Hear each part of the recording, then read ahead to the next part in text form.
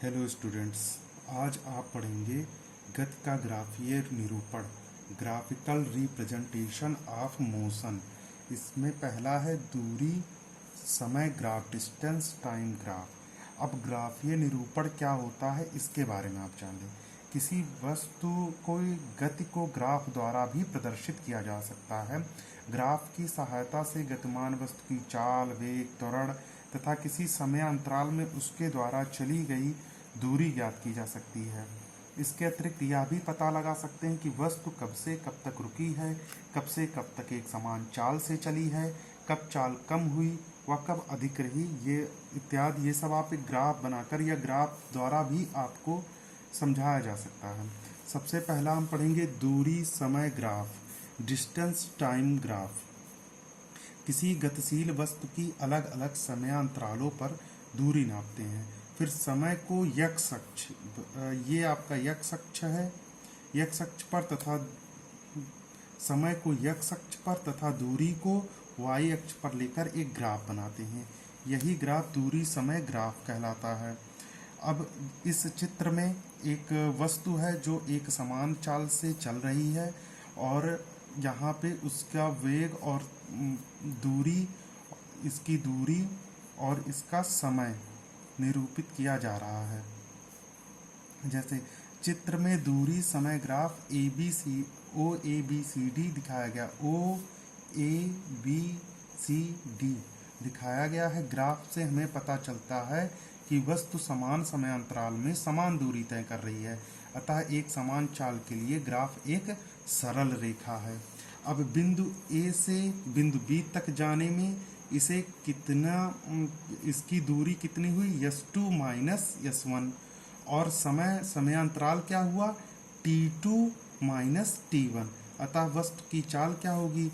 तो यहाँ पे आप देख सकते हैं इस तरीके से हमने रख दिया है और यहाँ पे उसके मान को रख दिया है, जिससे क्या निकल,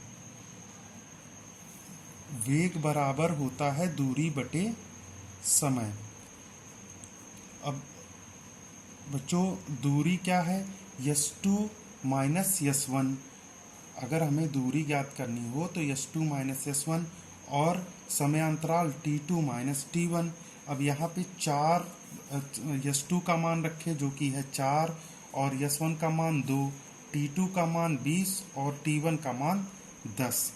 अब यहाँ पे जब हमने मान रखा तो आया 1.5 मीटर पर सेकंड, और इसे जब पूरी तरीके से कर लिया तो क्या इससे हमें क्या चलता है, पता चलता है कि वस्तु का वेग इस ग्राफ की सहायता से क्या है कि 0.2 मीटर पर सेकंड है।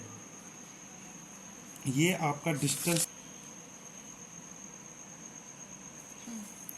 दूसरा है वेग समय ग्राफ।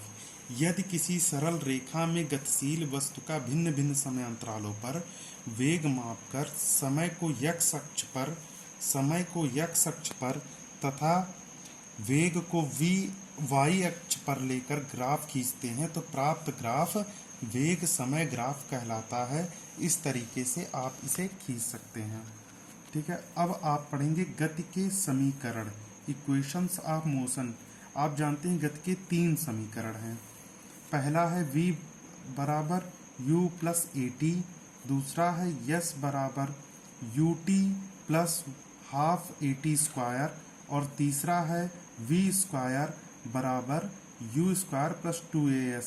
आप जानते हैं u का मतलब क्या होता है, प्रारंभिक वेग। u का मतलब प्रारंभिक वेग, v का मतलब क्या होता है, अंतिम वेग, a का मतलब त्वरण होता है, और t क्या है, समय है, s क्या है, ये दूरी है, s दूरी है।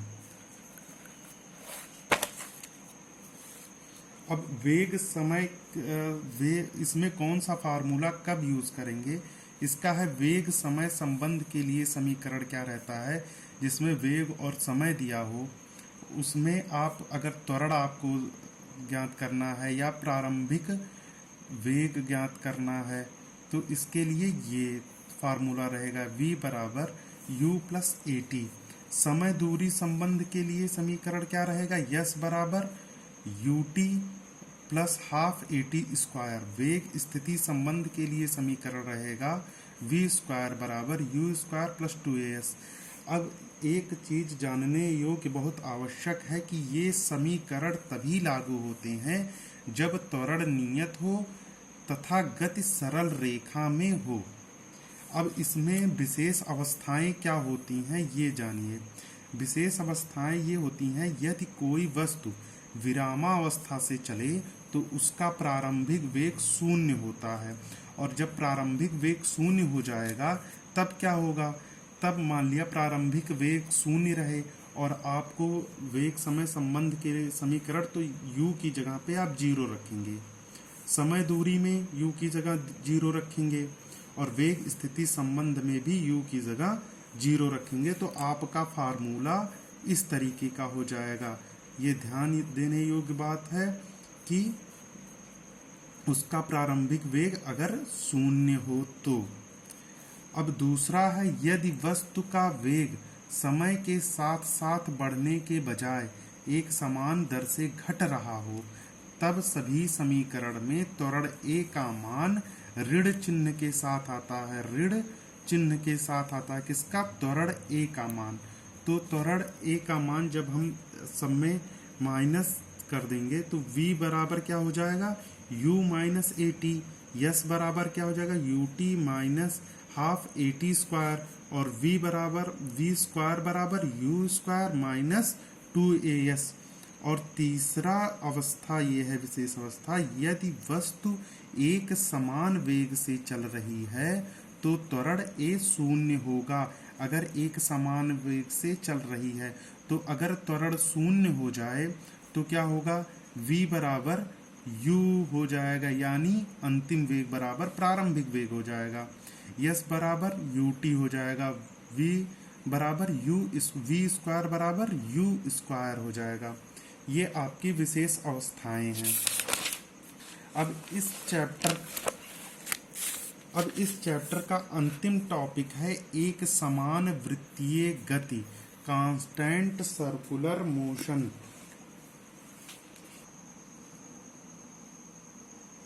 जब एक वस्तु वृत्तीय रास्ते पर एक समान चाल से चलती है तब उसकी गति को एक समान वृत्तीय गति कहा जाता है। अब उदाहरण के लिए चंद्रमा की पृथ्वी के चारों ओर की गति, पृथ्वी ये है और चंद्रमा इसके चारों तरफ इस तरीके से गति करता रहता है। अब सूर्य घड़ी के मिनट वाली सुई की गति, आप बच्चों देखते होंगे घड़ी में जो सारी सुइयां चारों तरफ घूमती हैं, लेकिन घड़ी की मिनट वाली सुई या फिर सेकंड वाली गति लगातार वो घूम के उस अपने वृत्तीय पथ को पूरा कर लेती है। ठीक है। नाभिक के चारों ओर इलेक्ट्रॉन की गति, पृथ्वी की सूर्य के चारों ओर की गति होती है। बच्चों, माना कोई कण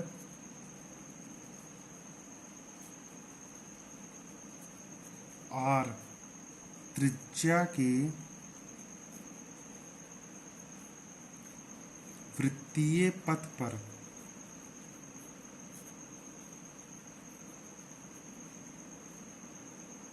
वृत्तीय गति कर रहा है,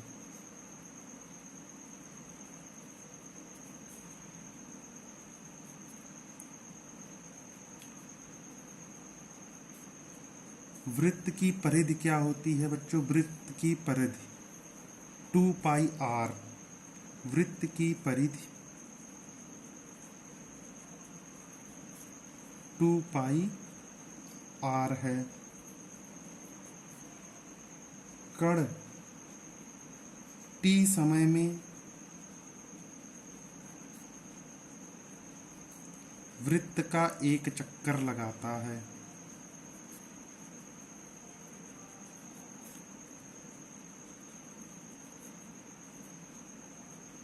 तो कण की चाल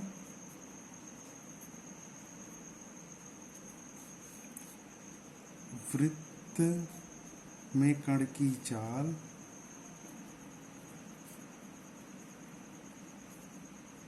v बराबर परिधि बटे समय।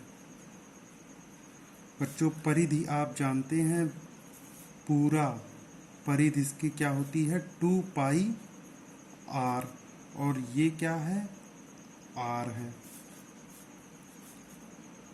बटे समय को t से करते हैं। तो इसका फार्मूला क्या आएगा, v बराबर 2πr बटे t।